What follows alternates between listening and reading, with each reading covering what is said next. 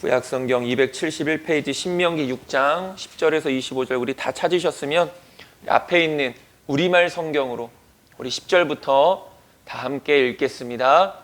너희 하나님 여호와께서 그 땅에 너를 데리고 들어가실 때 너희 조상인 아브라함과 이삭과 야곱에게 맹세해 너에게 주겠다고 하신 그 땅, 너희가 건축하지 않은 크고 아름다운 성들이 있는 땅, 너희가 채우지 않은 여러 종류의 좋은 것들로 가득 찬 집들과 너희가 파지 않은 우물과 너희가 심지 않은 포도나무와 올리브나무가 있는 땅에서 너희가 먹고 배부를 때 스스로 삼가서 너희를 이집트에서 그 종살이하던 땅에서 이끌어내신 여호와를 잊지 않도록 하라. 너희 하나님 여호와를 경외하고 그분만을 섬기고 그 이름을 두고 맹세하라. 너희는 다른 신들을 곧 내 주변의 민족들이 믿는 신들을 따르지 말라.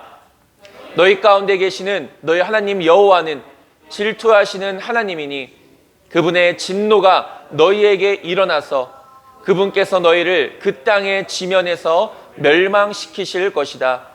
너희는 마사에서처럼 너희 하나님 여호와를 시험하지 말라. 너희 하나님 여호와의 명령과 그분이 너희에게 주신 그 증언을 반드시 지키도록 하라. 여호와께서 보시기에 옳고 좋은 것을 하라. 그러면 너희가 잘되고 여호와께서 너희 조상들에게 맹세로 약속하신 그 좋은 땅에 들어가 그곳을 차지하고 여호와께서 말씀하신 대로 너희 모든 원수들을 쫓아내실 것이다. 장차 너희 아들들이 너희에게 우리 하나님 여호와께서 아버지께 명령하신 증거와 규례와 법도의 뜻이 무엇입니까? 하고 물으면 그에게 이렇게 말하라. 우리는 이집트에서 바로의 종들이었다. 그러나 여호와께서 강한 손으로 우리를 이집트에서 이끌어내셨다. 여호와께서 우리 눈앞에서 크고 두려운 이적과 기사를 이집트와 바로와 그 온 집안에 내리셨다. 그러나 여호와께서는 우리를 거기서 인도에 나오게 하시고 우리 조상들에게 맹세로 약속하신 그 땅에 불러들여 차지하게 하셨다. 여호와께서는 우리에게 그 모든 규례를 지키고 우리 하나님 여호와를 경외하라고 명령하셨다. 이는 우리가 항상 번창하고 오늘과 같이 우리를 살아있게 하시기 위함이었다. 그리고 우리가 그분이 우리에게 명령하신 대로 우리 하나님 여호와 앞에서 이 율법을 삼가 지키면 그것이 우리의 의로움이 될 것이다. 아멘. 아멘. 오늘은 여호와를 잊지 말고라는 제목으로 우리가 이 시간 함께 귀한 은혜를 나누고자 합니다.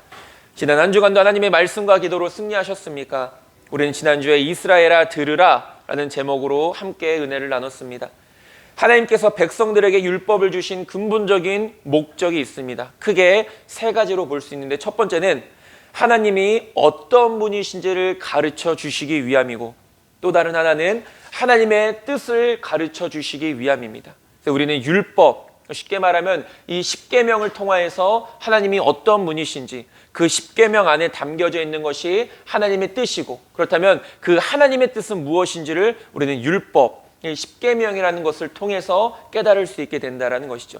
그리고 마지막으로는 이 율법을 통해 우리는 우리 스스로의 죄를 깨닫게 되고 그리고 우리를 예수님께로 인도하는 초등교사의 역할을 하는 것이 바로 이 율법이다라고 함께 나눴습니다. 하나님은 유일하신 하나님이십니다. 하나님의 뜻은 하나님을 사랑하고 이웃을 사랑하는 것입니다.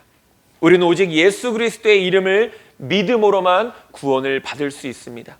이러한 진리를 우리는 율법을 통해서 깨닫게 된다는 것이죠. 순종할 때 주시는 복이 있습니다. 그것은 바로 장수와 번성입니다. 여기서 말하는 장수는 단순히 오래 사는 것을 의미하는 것이 아니라 하나님의 은혜 안에서 즐겁게 살아가는 것을 의미합니다. 그리고 번성이라는 것은 단순히 내가 많은 것을 이 세상에서 부유를 누리며 살아가는 것을 의미하는 것이 아니라 하나님의 인도하심 속에서 하나님이 주시는 풍성한 것을 누리는 것을 의미하는 것이죠. 그런 의미에서 저와 여러분들은 정말로 장수하고 번성하는 자들이 될 수 있게 되길 소망합니다. 이러한 은혜는 하나님의 말씀에 순종하는 자들에게 허락하시는 하나님의 은혜라는 것이죠. 우리는 하나님의 말씀에 언제나 귀를 기울일 수 있어야 합니다. 단순히 듣는 것이 아니라 그 말씀을 내 마음 가운데 새기고 항상 되뇌이면서 그 말씀에 온전히 순종하기 위해 힘쓸 수 있어야 된다는 것이죠. 들으라 라는 이 말은 히브리어로 쉐마라고 합니다. 이 쉐마에는 두 가지 하나님의 뜻이 있습니다. 첫 번째로 하나님을 사랑하라는 명령과 두 번째로는 하나님의 계명을 자손들에게 부지런히 가르치라는 명령이 담겨져 있는 것이죠. 우리는 하나님의 말씀을 떠나서는 올바른 삶을 살아갈 수 없는 자들입니다. 왜냐하면 우리는 하나님의 형상대로 지음받은 자들이기 때문인 것이죠. 저와 여러분들은 언제나 하나님의 말씀을 굳게 붙잡고 승리하는 자들이 될 수 있게 되기를 주님의 이름으로 축원드립니다. 이것이 우리가 지난주에 함께 살펴봤던 말씀이었습니다. 계속해서 오늘 본문은 이 율법과 쉐마가 무엇인지에 대해서 설명한 모세가 이제 가나안 땅에 정착하며 살게 될 이스라엘 백성들이 지켜야 될 것이 무엇인가, 하나님을 향한 바른 신앙이란 무엇인가에 대해서 다시 한 번 더 설명해 주고 있습니다. 어떻게 말하고 있는지 함께 살펴보도록 하겠습니다. 첫 번째로 하나님을 잊지 말라라고 이렇게 이야기합니다. 백성들을 향한 모세의 첫 번째 당부는 하나님을 잊지 말라는 것입니다. 모세와 백성들은 이미 이것을 뼈저리게 경험했습니다. 무엇을 경험했습니까? 그들은 이미 광야의 생활을 통하여서 수도 없이 하나님을 잊어버리는 삶을 꾸준히 살아왔다라는 것이죠. 애굽 가운데서 구원해 주시는 하나님의 놀라우신 역사, 홍해를 갈라서 백성들을 그 길 위로 걷게 하시고 그곳 가운데 그들을 쫓아오는 애굽의 군사들을 수장시키신 역사, 낮에는 구름 기둥과 밤에는 불 기둥으로 백성들을 지키시고 인도하시는 역사, 하늘에서는 만나와 메추라기를 먹이시는 역사 등 백성들은 그 어떤 세대도 경험해 보지 못했던 놀라운 하나님의 보살핌을 경험했던 사람들입니다. 그런 하나님의 은혜의 백성들은 그 은혜를 무엇으로 보답합니까? 끊임없는 불평과 원망으로 그 은혜에 보답하는 것을 우리가 볼 수 있게 됩니다. 왜 이들은 그 어떤 세대도 경험해보지 못했던 하나님의 놀라운 역사를 직접 눈으로 보고 경험했음에도 불구하고 여전히 불평과 원망이 끊이지 않았던 것일까요? 그것은 바로 하나님의 은혜를 잊어버렸기 때문입니다. 저와 여러분들의 삶도 한번 돌아보시길 바랍니다. 하루하루의 삶을 살아가면서 내 입술의 고백 가운데서는 하나님의 은혜에 감사하여 하나님의 영광을 찬양하고 하나님 앞에 고백하는 그 입술의 고백이 더 많습니까? 아니면 불평과 원망의 고백들이 더 많습니까? 저와 여러분들 같으면 이런 하나님의 은혜와 역사를 경험하고서 이것을 쉽게 잊어버릴 수 있겠습니까? 출애굽을 했고 홍해를 건넜고 만나가 매일마다 하루도 빠짐없이 하늘에서 내리는 그 기적을 경험했는데도 말입니다. 심지어 내 작은 소원 하나 하나님의 뜻 안에서 응답받는 것도 엄청난 기적이며 평생 잊지 못할 간증거리인데 우리가 이것을 쉽게 잊어버리겠습니까? 우리가 하나님 앞에 기도하는 것들 아무리 작은 것이라도 그 기도에 응답해 주시면 얼마나 우리 마음이 기쁩니까? 정말 하나님은 살아계신 하나님이시구나, 내 기도에 이렇게까지 응답해 주시는구나, 하나님 앞에 감사하지 않겠습니까? 그리고 그 은혜를 날마다 기억하면서 하나님을 찬양하고 하나님을 모르는 사람들에게 이런 하나님의 역사를 우리가 날마다 전하며 살아가지 않겠습니까? 성경을 보고 이스라엘 백성들의 모습을 볼 때마다 참 답답함을 느낄 때가 있습니다. 어떻게 저렇게까지 하나님을 버리고 어떻게 저렇게까지 하나님을 배신하며 어떻게 저렇게까지 우상을 더 사랑하는 모습을 보일까? 그러나 계속해서 말씀을 묵상할 때마다 이스라엘 백성들의 모습이 바로 내 자신의 모습이라는 것을 다시 한 번 더 깨닫게 됩니다. 그들을 탓하기 이전에 그들의 모습이 답답하기 이전에 백성들의 모습이 바로 내 자신의 모습이었다라는 사실인 것이죠. 이루 말할 수 없는 하나님의 은혜가 저나 여러분들 삶 가운데 모든 삶에 걸쳐서 임했음에도 불구하고 정말 나의 나된 것이 모두 다 하나님의 은혜임이 분명한 사실임에도 불구하고 그 은혜를 바라보지 못하고 영적으로 무뎌져서 감사하지 못하는 삶을 살아갈 때가 얼마나 많이 있습니까? 하나님의 은혜를 잊어버리는 가장 큰 이유가 바로 여기에 있습니다. 첫 번째가 내가 구원받은 자임을 잊어버리기 때문입니다. 내가 구원받은 자임을 잊어버리기 때문에. 하나님의 은혜가 무엇입니까? 여러분들은 하나님의 은혜를 뭐라고 생각하시고 하나님의 은혜를 무엇이라고 생각해서 그 은혜를 구하며 살아가고 계십니까? 물론 장수, 번성, 기도 응답, 문제의 해결 등 이런 모든 것들도 다 하나님의 은혜입니다. 여러 가지가 있지만 근본적인 하나님의 은혜는 바로 구원이라는 것입니다. 구원. 이것이 진정한 하나님의 은혜이다. 변함없는 진리는 바로 우리는 오직 하나님의 은혜로만 구원을 받는다라는 것입니다. 저와 여러분들이 정말 하나님을 믿음으로 이 자리에 나와 기쁨으로 하나님 앞에 예배를 드리고 있습니까? 그렇다면 이미 하나님의 은혜가 우리 가운데 임해서 우리는 그 구원의 기쁨과 감격을 가지고 주님 앞에 나오는 것입니다. 그렇다면 우리는 날마다 그 구원의 감격 속에서 살아가고 있습니까? 내가 정말 하나님 앞에 구원받은 자다. 어떻게 나 같은 사람을 하나님께서 살려주셨는가? 어떻게 나 같은 자를 위해서 예수님을 이 땅 가운데 보내주셨는가? 그 구원의 감격 속에서 살아가고 있습니까? 감사하며 살아가고 있습니까? 저는 늘 개인적으로 그렇게 생각합니다. 나 같은 사람이 어떻게 구원을 받았을까? 정말입니다. 나 같은 사람이, 나같이 부족하고 연약한 사람이 어떻게 구원을 받았을까? 정말로 신기한 일이 아닐 수가 없는 것이죠. 이것은 정말 이제 하나님의 은혜가 아니면 설명이 될 수 없는 일인 것입니다. 하나님도 나보다 나를 더 잘 아시지만 나도 나를 잘 알지 않습니까?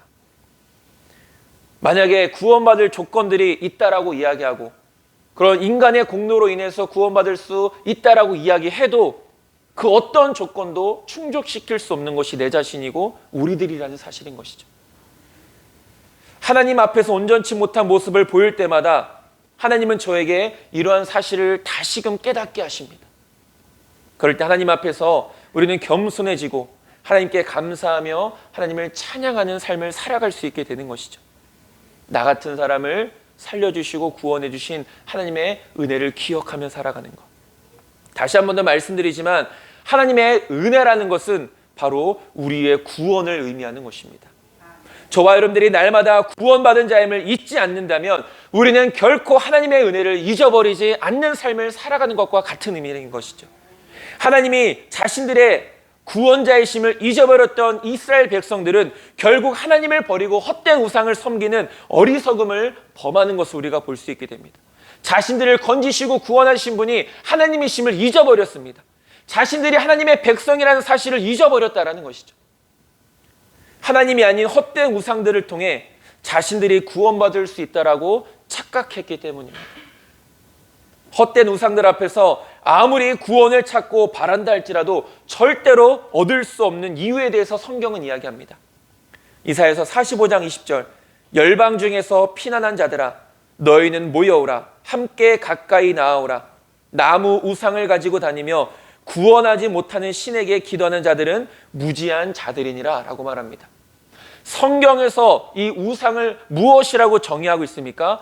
구원할 능력이 없는 헛된 것이라고 이렇게 정의하고 있습니다. 사람의 손으로 만들어져서 구원할 능력이 없는 헛된 것이 바로 우상이라는 것이죠. 근데 그런 능력이 하나님을 버리고 능력이 없는 우상을 따르는 그 백성들의 어리석은 모습, 오늘날도 마찬가지 아닙니까? 아니, 믿음의 사람들도 마찬가지입니다. 하나님을 믿는다고 입술로는 고백하지만 여전히 구원하지 못할 세상의 그 어떤 우상들을 여전히 바라고 그것에 소망을 두며 살아가고 있다는 것이죠. 우리를 구원하실 분은 오직 하나님 한 분뿐이십니다. 우리가 흔히 구원이라 하면 가장 먼저 생각하는 것이 바로 우리의 영혼의 구원입니다.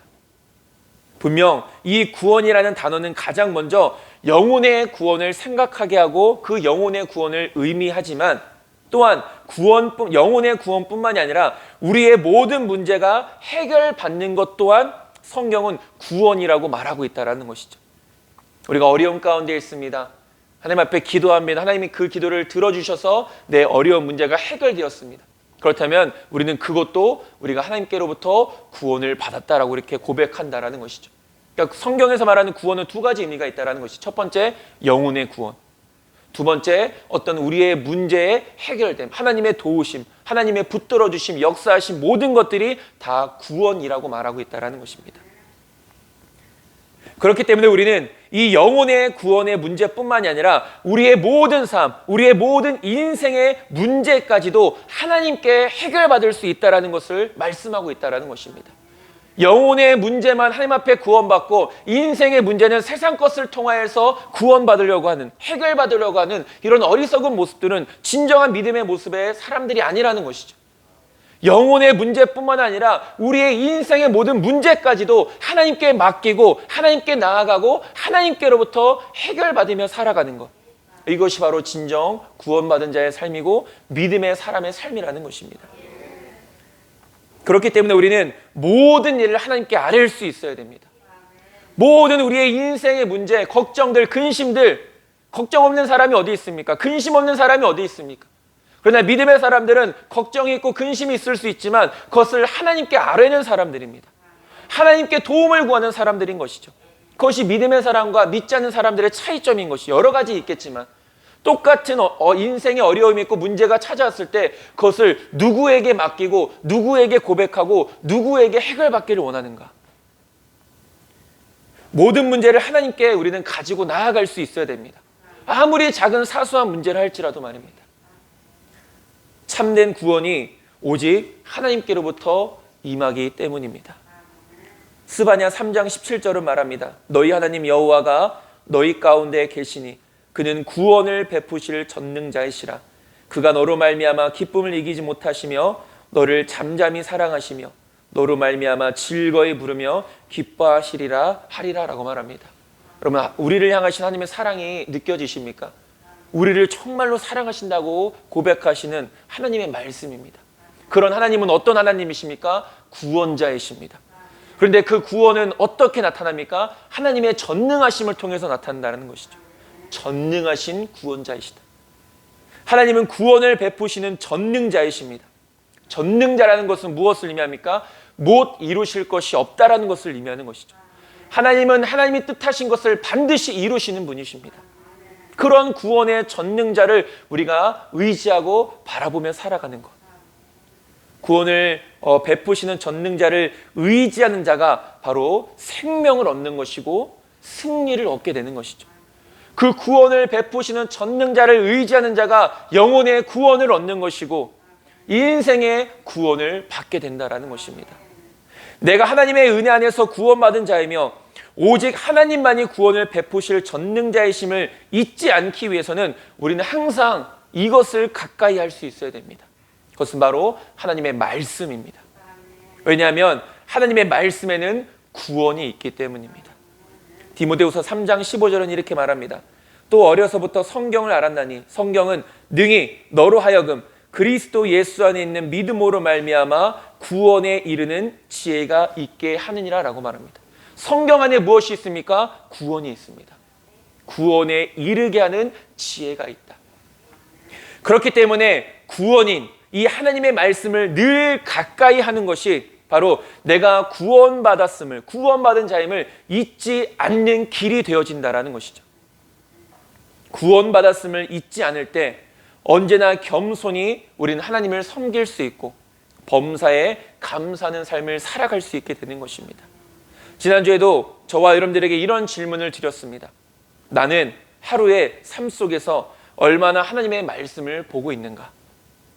하루에 단 한 구절이라도 나는 성경을 펴서 보고 있는가? 말씀이 없는 삶은 하나님과 어떤 영적인 교제도 이룰 수 없는 삶을 의미하는 것입니다. 말씀이 없는 삶은 하나님과 멀어지는 삶을 사는 것을 의미하는 것입니다. 말씀을 가까이 하는 것이 하나님과 가까이 하는 것입니다. 말씀을 가까이 할 때 우리는 하나님의 은혜를 경험할 수 있게 되는 것입니다. 말씀을 가까이 할 때 구원의 기쁨과 감격을 누리며 살아갈 수 있는 것이죠. 말씀을 가까이 함으로 이와 같은 모든 은혜를 누리며 살아가는 저와 여러분들이 될 수 있게 되기를 간절히 소망합니다. 우리는 하나님을 잊지 않아야 됩니다. 우리가 구원받은 자임을 잊지 않아야 된다는 것이죠. 그것을 날마다 기억하기 위해서는 날마다 하나님의 말씀을 가까이 해야 된다는 것입니다.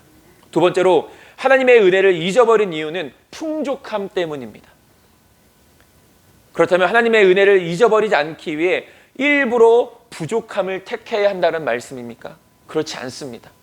이 말은 일부러 풍족함을 거부하거나 부인해야 된다는 의미가 아닙니다.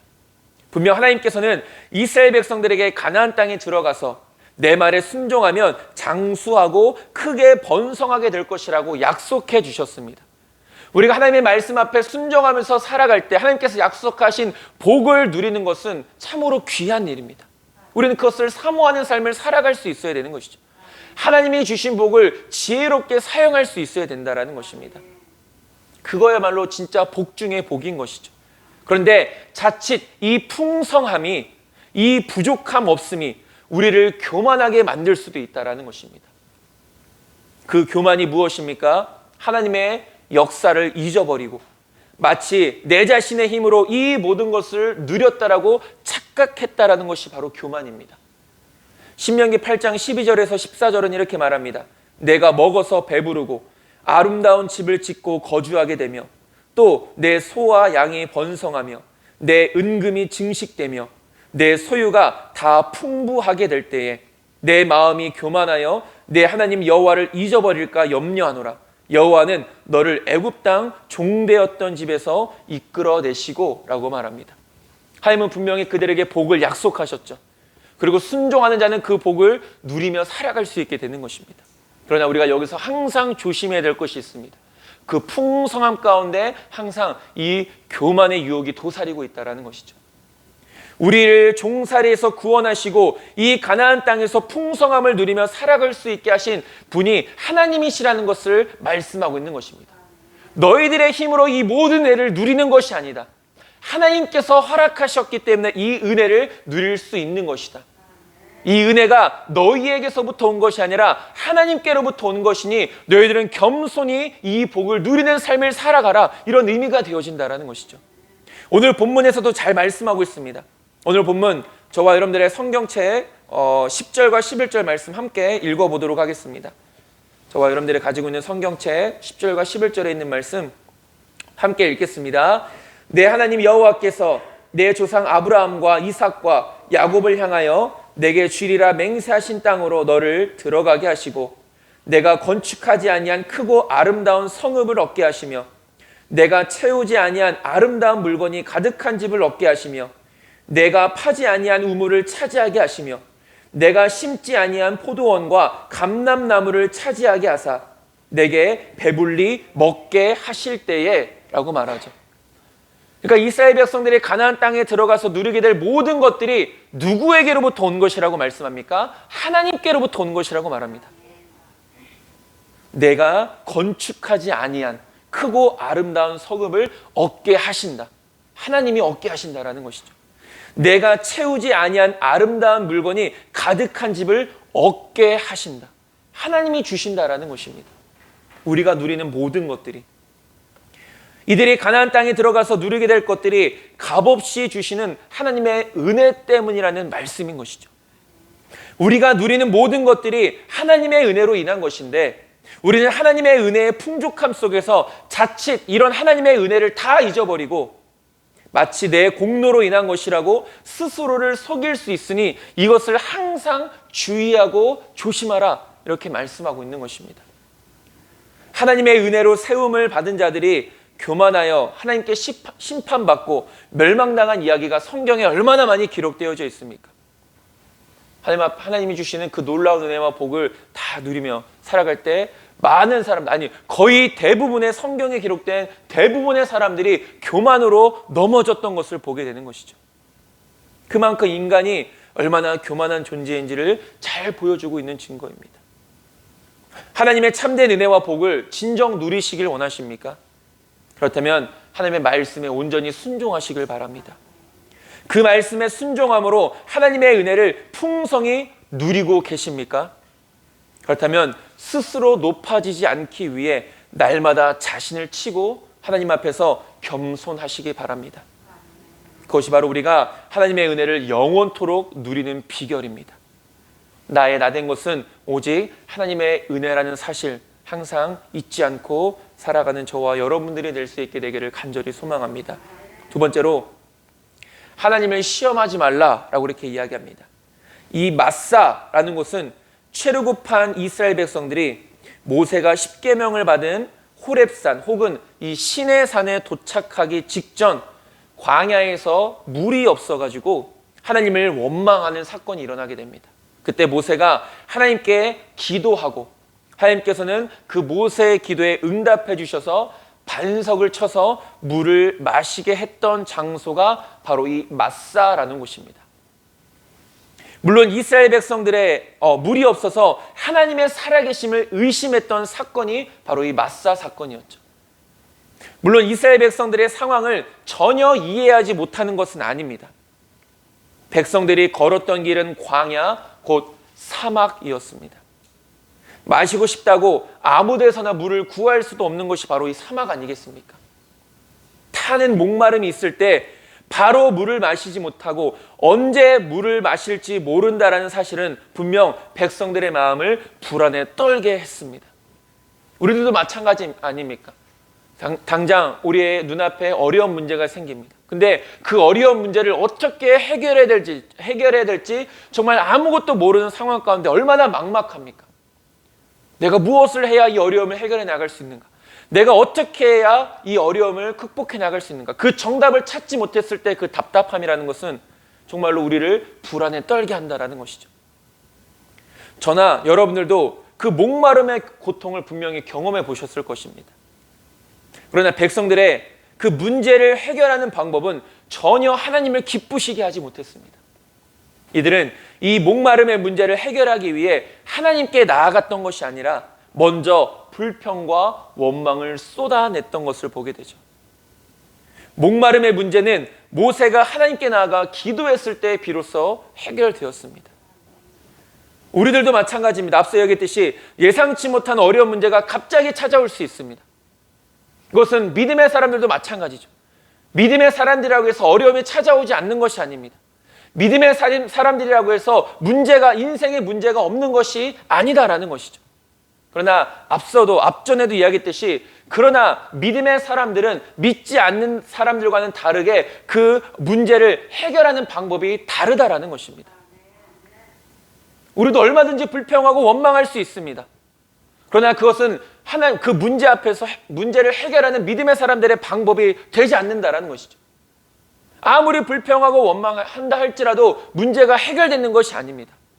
믿음의 사람들은 어떻게 해야 됩니까? 하나님께 나아가야 된다는 것이죠. 하나님께 나아가야 된다는 것은 다른 말로 하나님 앞에 기도해야 된다는 것입니다. 중요한 것은 문제가 찾아왔을 때 우리가 그 문제를 어떻게 대응하느냐 하는 것이죠. 불평과 원망은 결코 문제가 해결되는 방법이 아닙니다. 오히려 그것은 문제를 더 키우고 하나님께로부터 책망을 받게 된다는 것이죠. 당황할 수 있지만 그럴 때일수록 믿음의 사람들은 하나님을 바라볼 수 있어야 합니다. 모세처럼 하나님께 나아가 하나님께 기도해야 된다는 것이죠. 마태복음 21장 22절은 이렇게 말합니다. 너희가 기도할 때 무엇이든지 믿고 구하는 것은 다 받으리라 하시니라. 그러니까 우리는 이 말씀이 어떤 의미의 말씀인지를 잘 알고 있습니다. 그러니까 내가 아무거나 다 구하면 하나님께서 무조건적으로 내 기도에 다 응답해 주신다, 이런 의미가 아니라는 사실을 우리는 잘 알고 있습니다. 하나님 앞에 기도하되 하나님의 뜻에 합당한 기도를 드리는 자들의 기도를 하나님께서 다 들어주신다는 것이죠. 아무거나 막 구한다고 다 들어주신다는 의미가 아니라는 것을 이제는 우리는 너무나도 잘 알고 있습니다. 이 말씀에서 우리가 집중해서 봐야 될 것은 그 무엇보다 기도하는 사람의 자세가 무엇인지에 대해서 우리는 잘 살펴볼 수 있어야 합니다. 어떤 기도하는 자의 자세가 나오고 있습니까? 바로 믿고 구하는 것을 말하고 있습니다. 기도하는 자의 자세는 믿고 구하는 것입니다. 막연하게 구하는 것이 아니라 믿고 구하는 것이죠. 무엇을 믿는 것입니까? 하나님의 살아계심을 믿는 것입니다. 기도하는 자는 가장 먼저 하나님은 살아계신 하나님이시라는 사실을 굳게 믿고 주님 앞에 기도해야 되는 것이죠. 무엇을 믿는 것입니까? 하나님께서 응답해 주실 것이라는 믿음을 가지고 기도하는 것입니다. 무엇을 믿는 것입니까? 하나님께서 해결해 주실 것이라는 것을 굳게 믿고 기도하는 것입니다. 이것이 바로 너희가 기도할 때에 무엇이든지 믿고 구하는 것은 다 받으리라 라는 말씀의 의미가 되어진다는 것이죠. 하나님께서는 하나님의 자녀들의 부르짖음에 반드시 귀를 기울이시는 분이십니다. 하나님을 찾는 자를 하나님께서는 결코 외면하지 않으신다라는 것이죠. 우리는 우리에게 찾아오는 이 모든 문제를 이렇게 해결해 나갈 수 있어야 된다는 것입니다. 하나님을 시험하지 말라는 말씀은 다른 게 아닙니다. 바로 하나님을 의심하지 말라는 말씀인 것이죠. 하나님을 의심하지 말라. 하나님을 의심하니 불평과 원망이 쏟아질 수밖에 없는 것입니다. 하나님께서 구원자이심을 의심하니 절망할 수밖에 없다라는 것이죠. 하나님을 향한 백성들의 의심은 끝이 없었던 것을 보게 됩니다. 민수기 14장 22절은 이렇게 말합니다. 내 영광과 애굽과 광야에서 행한 내 이적을 보고서도 이같이 10번이나 나를 시험하고 내 목소리를 청종하지 아니한 그 사람들. 분명 이스라엘 백성들은 놀라운 하나님의 역사, 그 어떤 세대도 경험해보지 못했던 놀라운 하나님의 기적과 역사를 누렸던 사람들입니다. 그럼에도 불구하고 백성들은 어떻게 합니까? 그런 하나님을 믿지 못하고 날마다 의심하며 살았습니다. 이들은 하나님을 시험할, 하나님을 의심할 자격이 없는 사람들입니다. 의심해서는 안 되는 사람들인 것이죠. 왜냐하면 하나님의 살아계심의 기적을 분명히 경험했던 사람들이기 때문입니다. 분명한 증거가 있음에도 불구하고 이들은 매번 하나님을 의심했습니다. 조금만 어려움이 찾아와도 하나님을 의심했습니다. 하나님을 믿지 못했습니다. 혹시 저와 여러분들의 삶도 그렇진 않습니까? 하나님을 의심하는 삶, 하나님을 믿지 못하는 삶. 하나님을 끊임없이 의심했던 백성들에게 내리시는 하나님의 징계가 있었습니다. 그것이 무엇입니까?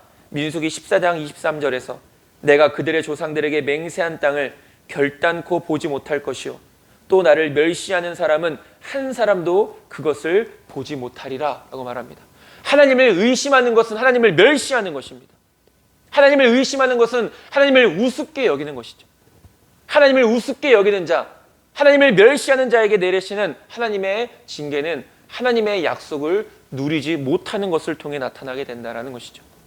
얼마나 무서운 징계입니까? 계속해서 하나님의 살아계심의 증거를 보여주었음에도 계속해서 하나님을 의심했던 수많은 백성들은 결국 가나안 땅에 들어가지 못했습니다.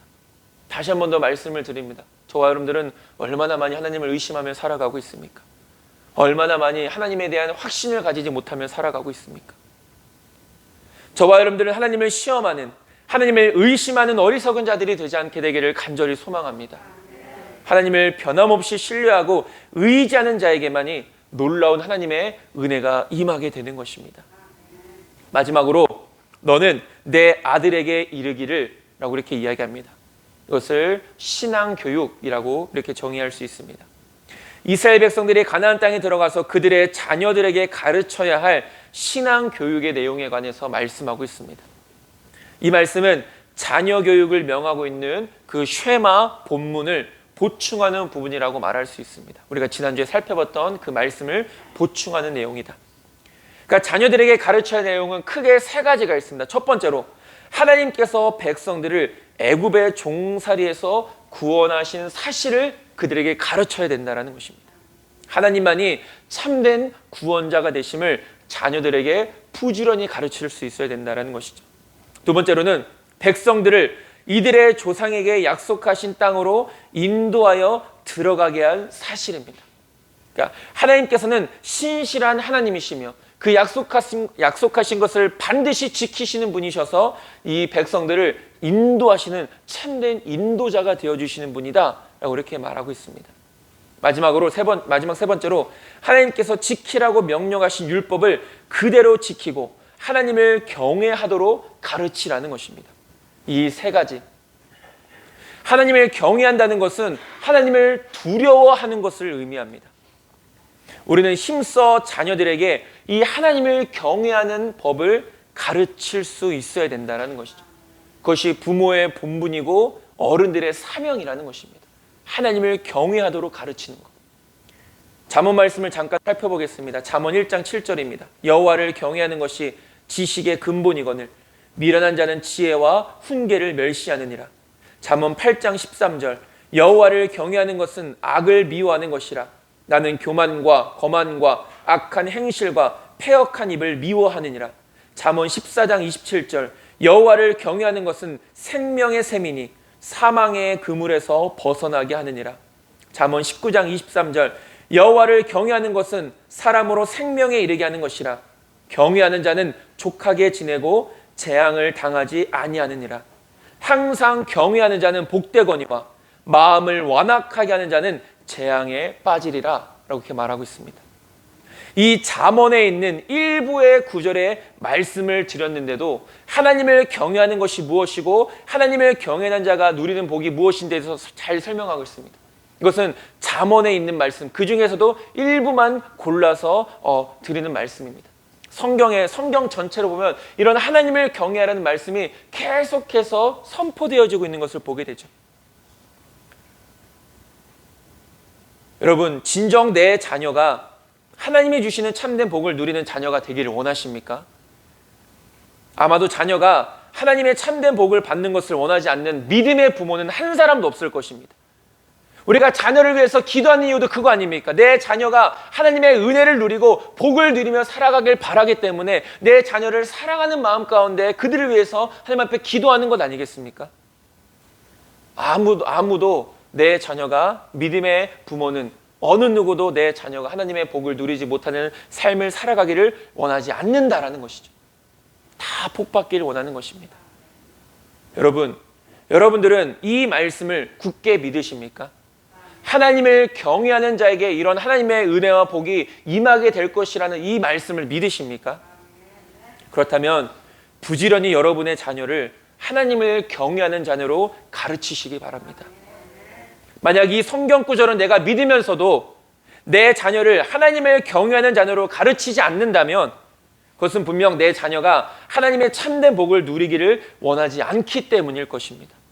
하나님께서 분명히 자녀들이 잘 되는 길은 하나님을 경외하는 길이다, 경외하는 것이다 라고 성경에서 분명히 말하고 있음에도 불구하고 정말로 내 자녀가 잘 되기를 바라면서도 하나님을 경외하기를 가르치지 않는다면 내 자녀가 진짜 복받기를 원하지 않는다라는 증거인 것이죠. 그리고 무엇보다 가장 확실한 가르침은 부모인 내가 먼저 하나님을 힘써 경외하는 삶을 살아가는 것입니다. 오늘 본문에서 보지 않습니까? 먼저 너희는 이렇게 하나님을 경외하는 삶을 살아라. 그리고 나서 그 하나님 경외함을 자녀들에게 부지런히 가르쳐라. 이것이 쉐마입니다. 쉐마. 가장 확실한 신앙 교육은 내 자신이 먼저 하나님의 말씀에 순종하는 삶을 사는 것입니다. 아무리 내가 지식으로 내 자녀를 하나님을 경외하라 가르쳐도 내 자신이 먼저 살아가지 않으면 어떤 본의 모습도 보이지 못한다면 자녀도 경외하는 삶을, 하나님을 경외하는 삶을 살아갈 수가 없는 것이죠. 자녀는 부모의 거울이다라는 말이 있습니다. 가르침도 분명 중요하고 반드시 필요하지만 그보다 앞서 더 중요한 것은 내가 먼저, 부모가 먼저, 어른이 먼저, 내 자신이 먼저 하나님을 사랑하고 경외하며 순종하는 삶을 살아가는 것입니다. 그것이 가장 효과적인 신앙 교육이 되어진다라는 것이죠. 다시 한 번 더 말씀드립니다. 저와 여러분들은 정말 내 자녀들을, 내 아이들을 사랑하십니까? 힘써 하나님을 내가 먼저 사랑하고 경외하는 삶을 살아가길 원하고 또한 이 신앙을 힘써 내 자녀들에게 부지런히 가르치는 자들이 될 수 있게 되길 소망합니다. 말씀을 정리하겠습니다. 하나님을 향한 바른 신앙은 먼저 하나님을 잊지 않는 것입니다. 그리고 구원의 은혜를 날마다 기억하는 사람은 결코 하나님의 은혜를 잊을 수가 없는 것입니다. 하나님을 의심하지 않는 것이 바른 신앙입니다. 어떤 상황에서든 언제나 우리와 함께 하심을 믿고 하나님을 의지하며 나아가야 합니다. 힘써 하나님을 사랑함과 경외함을 자녀들에게 부지런히 가르칠 수 있어야 합니다. 가장 효과적인 교육 방법은 부모인, 어른인 우리가 먼저 그렇게 살아가는 것입니다. 이번 한 주도 이와 같은 믿음으로 승리하여서 살아계신 하나님 앞에 영광 올려드리는 저와 여러분들 모두가 될 수 있게 되기를 주님의 이름으로 축원드립니다. 기도하겠습니다. 하나님, 우리에게 약속하신 하나님의 은혜를 온전히 누리는 우리의 바른 신앙이 될 수 있도록 인도하여 주시옵소서. 하나님의 은혜, 그 은혜를 잊지 않는 우리가 될 수 있도록 인도하여 주시옵시고, 하나님을 의심하는 어리석은 우리가 되지 않을 수 있도록 인도하여 주시옵소서. 힘써 하나님을 경외하되 또한 그 하나님을 경외함을 우리 자녀들에게, 다음 세대들에게 부지런히 가르칠 수 있는 우리 모두가 될 수 있도록 인도하여 주시옵소서. 예수님의 이름으로 기도드립니다. 아멘.